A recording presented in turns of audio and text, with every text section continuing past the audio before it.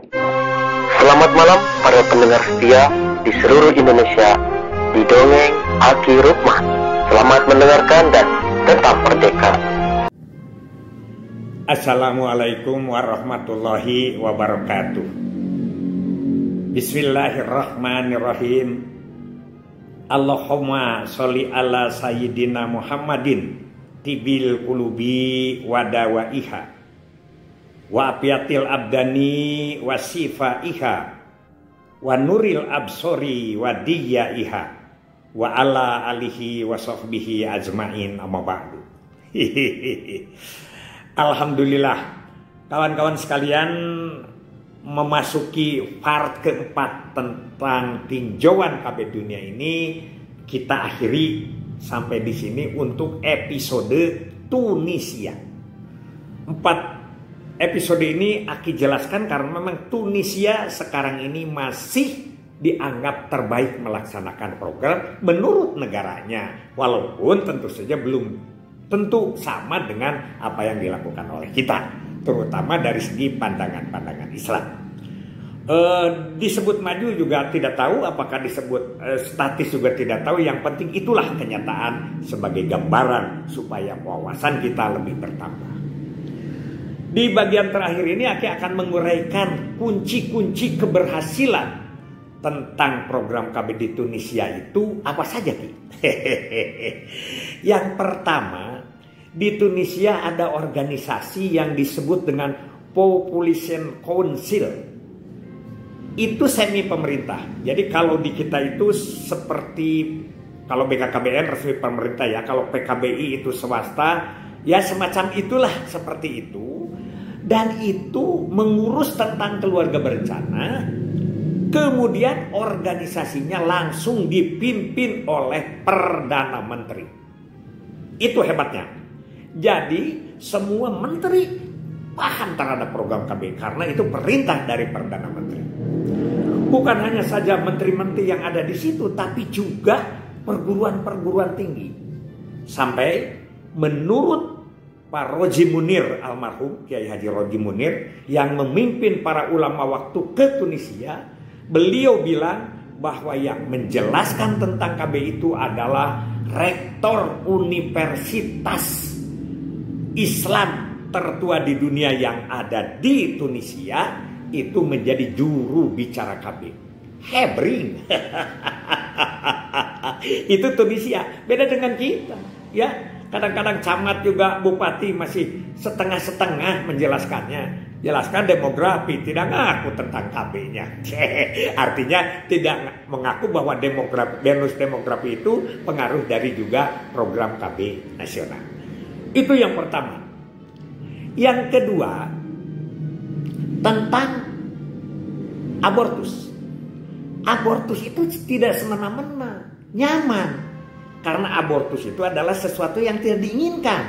Sehingga nanti pada kelahiran yang sebenarnya tidak ada lagi kelahiran yang tidak diinginkan. Karena sudah diputus yang tidak diinginkan itu diabortus. Tapi abortus itu ada syarat-syaratnya yang agak ketat. Yang pertama harus di bawah 3 bulan. Karena kalau sudah 4 bulan itu sudah roh ditiupkan oleh Allah kepada janin itu. Sehingga sudah jadi manusia. Kalau sebelumnya itu adalah belum jadi manusia. Baru berupa segumpal darah. Itu alasannya. Yang kedua, abortus itu harus kesadaran sendiri. Harus keinginan sendiri. Tidak boleh dipaksa. Tidak boleh ada yang nyuruh. Hebat kan? Yang ketiga, harus dikerjakan oleh tim dokter ahli. Tidak boleh oleh paraji, oleh dukun dan lain sebagainya. Dan itu adalah sangat bahaya ya. Dan itu dapat sanksi berat dari pemerintah. Yang keempat, si pemerintahnya itu, si rumah sakitnya itu harus merahasiakan hak pribadinya itu. Jadi tidak boleh dikatakan si A menggugurkan kandungan dan lain sebagainya. Harus bisa merahasiakan itu. Dan yang terakhir itu adalah abortus, semua biaya perawatan sampai pemulihan ditanggung oleh pemerintah. Itu hebatnya ya. Jadi Tunisia itu tidak semata-mata gitu melaksanakan atau memerintahkan abortus, tapi dengan segala sesuatu resiko yang ditanggung oleh pemerintah. Itu yang kedua. Yang ketiga dari segi anggaran. Anggaran KB Tunisia itu tinggi ya. Jadi mulai 5 tahun merdeka 61 langsung memprogramkan dengan dana yang tinggi. Bayangkan saja, pada kurang lebih tahun berapa ya, 2000-an begitu. Waktu di Tunisia itu menganggarkan untuk KB itu 175 miliar. Untuk siapa? Untuk 10 juta penduduk. Jadi penduduknya kan tidak beranjak nih. 10 juta. Sekitar itulah 10 juta. Lebih sedikit, kurang sedikit begitu aja. Di sekitar 10 juta dibiayai untuk KB-nya saja 175 miliar. Sedangkan di kita pada saat yang sama kita menganggarkan 600 miliar. Untuk siapa? Untuk 230 juta penduduk. 175 untuk 10 juta penduduk, 600 juta untuk 230 juta penduduk. Itu jomplang sekali, jauh sekali ya. Silahkan hitung sendirilah masing-masing, Agi malas ngitungnya. Yang penting berapa puluh kali lipat bila dibandingkan dengan penduduk. Kenapa dikalikan penduduk? Yang diurusnya kan penduduk, yang diurusnya PUS, yang diurusnya keluarga. Jadi kebutuhan PUS dan keluarga yang sedikit dengan jumlah yang tinggi. Di kita jumlah keluarga dan PUS yang tinggi dengan anggaran yang rendah waktu itu. Fasilitas apa lagi yang ada? Yaitu fasilitas tentang sarana-sarana KB. Pertama mobil. Mobil itu bisa mobil pelayanan, bisa mobil KIE, itu banyak sekali. Waktu itu, waktu Aki ke sana, 24 provinsi. Provinsinya itu Tunisia itu. Kemudian provinsi-provinsi itu tidak gede seperti kita. Tidak seperti Jawa Barat dengan penduduk 50 juta. Nggak ada. Wong 10 juta dibagi 24. Kalaupun rata-rata berapa sih? Paling-paling ya berapalah, 400 ribu atau berapa ya, itu satu provinsi.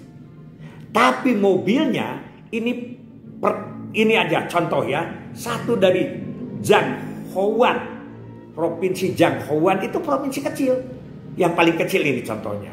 Mungkin penduduknya hanya 100 atau 200 ribuan lah begitu. Tapi mobil KB-nya untuk operasional di situ ada 17. Waktu di kita itu sedang Sampore, waktu itu belum ada, ya. Paling 1-2 di tingkat provinsi Mupen saja. Itu, ya. Jadi begitu hebatnya. Nah, hasilnya pun sangat memuaskan buat semua. Tahun 60 yang begitu banyaknya kawin muda, kawin cerai dengan undang-undang yang satu kali saja. 17 tahun untuk perempuan, 20 tahun kawin untuk laki-laki. Tapi pada tahun 2005 itu usianya sangat memadai. Perempuan rata-rata usia 27 tahun kawinnya. Dan laki-laki pada usia 32 tahun. Begitulah Tunisia. Hebat sekali ya. Jadi itu makanya menjadi kiblat kita semua. Nah itulah Aki menceritakan tentang bagaimana pengalaman Aki berangkat ke Tunisia. Juga referensi baik dari itu majalah, tulisan, termasuk dari para ulama yang berangkat ke sana. Karena dari Jawa Barat juga ada Pak Kiai Haji Totoh Abdul Fatah almarhum.